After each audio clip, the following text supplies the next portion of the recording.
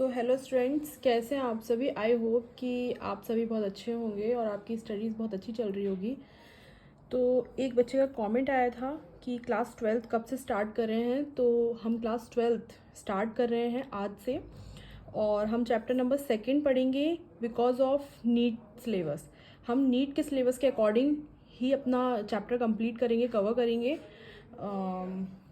अगर किसी बच्चे को कोई प्रॉब्लम है तो वो कमेंट कर सकता है कि अगर 11th-12th के अकॉर्डिंग सिलेबस कवर करना है तो आप मुझे वो भी बता सकते हैं। और हम ये कोशिश करेंगे कि हम नीट से पहले, नीट एग्ज़ाम से पहले अपने 11th क्लास और 12th क्लास को पूरी तरह से कवर कर लें, चैप्टर सारे कवर कर लें, ताकि आपको रिवीजन करने में आसानी हो। तो चलिए फिर इसी के साथ हम स्टार्ट करते हैं चैप्टर 2, पुष्पी पादपों में लैंगिक प्रजनन। क्या हम भाग्यशाली नहीं हैं कि पादप लैंगिक प्रजनक हैं। असंख्य प्रकार के पुष्प जिन्हें हम याद आनंद से टकटकी लगाकर देखते सूंघते हैं तथा जिनकी महक से हम मदहोश हो जाते हैं, और उनके भरपूर रंग आदि, यह सभी बातें उसके लैंगिक प्रजनन में सहायक होती हैं। पुष्प का अस्तित्व मात्र हमारे उपयोग के लिए नहीं है। सभी पुष्पी पादप लैंगिक प्रजनन प्रदर्शित करते हैं। पुष्प क्रमों, पुष्पों तथा पुष्पी अंगों की संरचना की विविधता पर एक दृष्टि डालें तो वे अनुकूलन की एक व्यापक परिधि को दर्शाते हैं, ताकि लैंगिक जनन का अंतिम उत्पाद फल और बीज की रचना सुनिश्चित हो सके। आइए इस अध्याय में आकारिकी संरचना तथा पुष्पी पादपों आवृत बीजियों में लैंगिक जनन के प्रक्रम को समझें। पुष्प आवृत बीजियों का एक आकर्षक अंग। प्राचीन काल से ही पुष्पों के साथ मानव का एक निकटस्थ संबंध रहा है। मानव के लिए पुष्प सौंदर्य विषयक, आभूषणात्मक, सामाजिक, धार्मिक तथा सांस्कृतिक महत्व की वस्तु रहा है। ये मानव द्वारा प्रेम, अनुराग, प्रसन्नता, विषाद एवं शोक आदि की अभिव्यक्ति को प्रदर्शित करने के प्रतीक रहे हैं।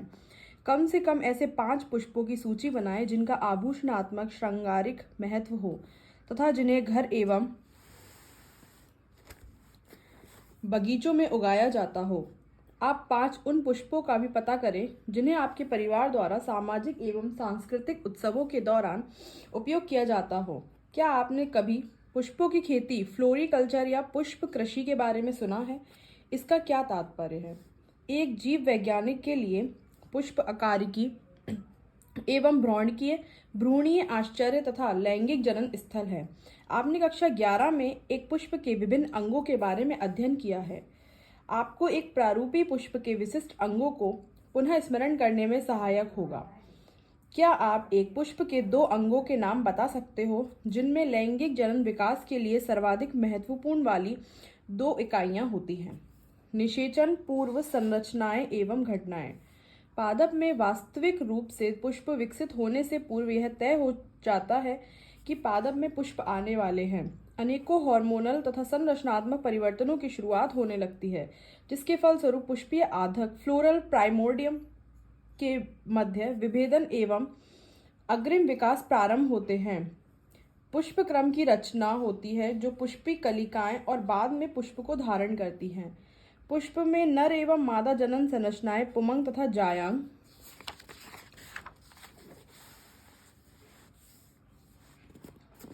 विभेदित एवं विकसित रहती हैं।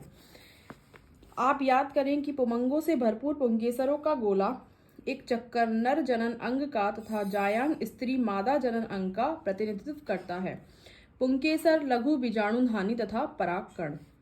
एक विशिष्ट प्रारूपी पुंकेसर 2 भागों में विभक्त रहता है। इसमें लंबा एवं पतला डंठल तंतु फिलामेंट कहलाता है तथा अंतिम सिरा सामान्यतः द्विपालिक संरचना परागकोश कहलाता है। तंतु का समीपस्थ छोर पुष्प के पुष्पासन या पुष्पदल से जुड़ा होता है। पुंकेसरों की संख्या एवं लंबाई विभिन्न प्रजाति के पुष्पों में भिन्न होती है।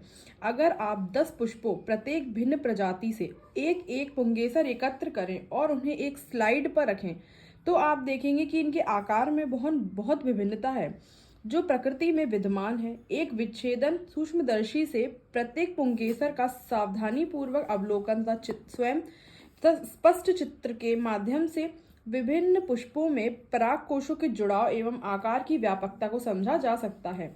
एक प्रारूपिक आवृत बीजी परागकोश द्विपालित होते हैं तथा प्रत्येक पाली में 2 कोष्ठ होते हैं, अर्थात ये द्विकोष्ठकी होते हैं। प्रायः एक अनुलंब खांच प्रवारक कोष्ठ को अलग करते हुए लंबवत गुजरता है। आइए पराग कोश के अनुप्रस्थ काट में विभिन्न प्रकार के ऊतकों तथा उन अनेक संयोजन को समझें। एक परागकोश की द्विपालित प्रकृति परागकोश के अनुप्रस्थ काट में बहुत ही पृथक या सुव्यक्त होती है। परागकोश एक 4 दिशीय चतुष्कोणीय संरचना होती है जिसमें चारों कोनों पर लघु बीजाणुधानी समाहित होती है जो प्रत्येक पाली में 2 होती है। यह लघु बीजाणुधानी आगे विकसित होकर पराग पुटी पोलन सैक बन जाती है। यह अनुलंबवत एक परागकोश की लंबाई तक विस्तारित होते हैं और पराग कणों से ठसाठस भरे होते हैं। लघु बीजाणुधानी की संरचना। एक अनुप्रस्थ काट में एक प्रारूपी लघु बीजाणुधानी बाह्य रूपरेखा में लगभग गोलाई में प्रकट होती है। यह सामान्यतः 4 भित्ति परतों से आवृत होती है। एपिडर्मिस, बाह्य त्वचा, एंडोथीसियम, अंतस्थीसियम, मध्य परत तथा टेपिटम बाहर की ओर की 3 परतें संरक्षण प्रक्रिया का कार्य करती हैं तथा परागकोश के स्फुटन में मदद कर परागकण अवमुक्त करती हैं। इसकी सबसे आंतरिक परत टेपिटम होती है। यह विकासशील परागकणों को पोषण प्रदान देती है। टेपिटम की कोशिकाएं सघन जीवद्रव्य साइटोप्लाज्म से भरी होती है और सामान्यतः 1 से अधिक केंद्रकों से युक्त होती है। क्या आप यह सोच सकते हैं कि किस प्रकार से एक टेपिटल कोशिका द्विकेंद्र की बन सकती है? जब एक परागकोश अपरिपक्व होता है तब घने सुसंबद्ध सजातीय कोशिकाओं का समूह, जिसे बीजाणुजन ऊतक कहते हैं, लघु बीजाणुधानी के केंद्र में स्थित होता है। लघु बीजाणु जनन।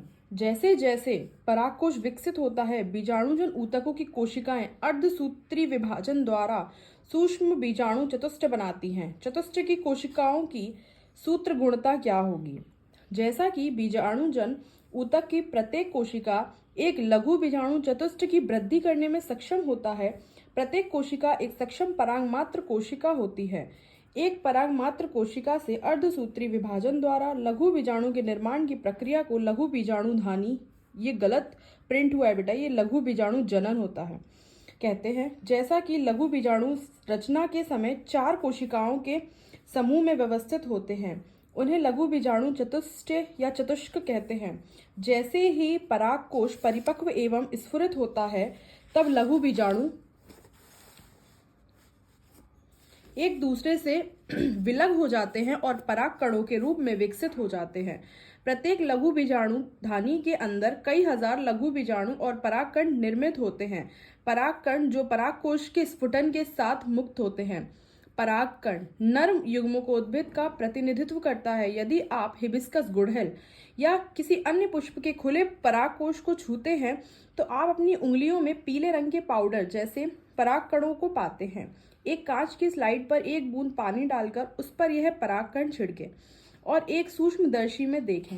आप निश्चित रूप से आश्चर्यचकित हो जाएंगे कि विभिन्न प्रकार की प्रजातियों के परागकण विन्यास, आकार, रूप, रंग एवं बनावट में भिन्न दिखते हैं। परागकण सामान्यतः गोलाकार गोलीय होते हैं जिनका व्यास लगभग 25 से 50 माइक्रोमीटर होता है। इनमें सुस्पष्ट रूप से 2 परतों वाली भित्ति होती है। कठोर बाहरी भित्ति को बाह्यचोल कहते हैं जो कि स्पोरोपोलिन से बनी होती है, जो सर्वाधिक ज्ञात प्रतिरोधक कार्बनिक सामग्री है। यह उच्च ताप और सुदृढ़ अम्लों एवं क्षारों के सम्मुख टिक सकती है। अभी तक ऐसा कोई एंजाइम पता नहीं चला है जो स्पोरोपोलिन को निम्नीकृत कर सके।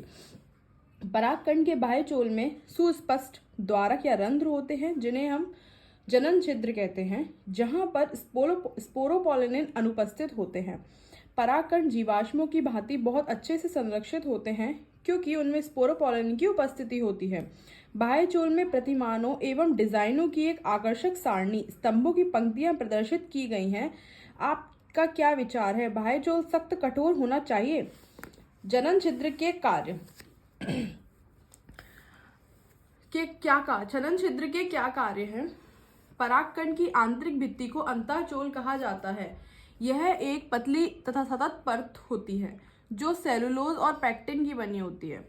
परागकण का जीवद्रव्य साइटोप्लाज्म एक प्लाज्मा भित्ति से आवृत होता है। जब एक परागकण परिपक्व होता है तब उसमें 2 कोशिकाएं, कायिक कोशिका तथा जनन कोशिका समाहित होती है। कायिक कोशिका बड़ी होती है जिसमें प्रचुर खाद्य भंडार तथा एक विशाल अनियमित आकृति का केंद्रक होता है। जनन कोशिका छोटी होती है तथा कायिक कोशिका के जीव द्रव्य में तैरती रहती है। यह तरकु आकृति घने जीव द्रव्य और एक केंद्रक वाला है। 60% से अधिक आवृतबीजी पादपों के परागकण इस 2 कोशीय चरण में झड़ते या संगलित होते हैं। शेष प्रजातियों में जनन कोशिका समसूत्री विभाजन द्वारा विभक्त होकर परागकण के झड़ने से पहले 3 चरणीय 2 नर युग्मकों को बनाते हैं। अनेक प्रजातियों के परागकण कुछ लोगों में गंभीर एलर्जी एवं श्वसनी वेदना पैदा करते हैं, जो कभी कभी चिरकालिक श्वसन विकार, दमा, श्वसनी शोथ आदि के रूप में विकसित हो जाती है। यह बताया जा सकता है कि भारत में आयातित गेहूं के साथ आने वाली गाजर घास या पार्थेनियम की उपस्थिति सर्वव्यापक हो गई है, जो परागकण एलर्जी कारक है। परागकण पोषणों से भरपूर होते हैं। हाल के वर्षों में आहार संपूरकों के रूप में पराग गोलियों टैबलेट्स के लेने का प्रचलन बढ़ा है। पश्चिमी देशों में भारी मात्रा में पराग उत्पाद गोलियों एवं सिरप के रूप में बाजारों में उपलब्ध है। पराग खपत का यह दावा है कि यह खिलाड़ियों एवं धावक अश्वों घोड़ों की कार्यदक्षता में वृद्धि करता है। परागकण जब एक बार झड़ते हैं तो ये अपनी जीवन क्षमता, अंकुर क्षमता खोने से पहले वर्तिकाग्र पर गिरते हैं, जहां यदि आवश्यकता हुई तो निषेचन करते हैं। आपके विचार से परागकण में जीवन क्षमता कितने समय तक रहती है? कौन सा परागकण कितने समय तक जीवनक्षम रहता है?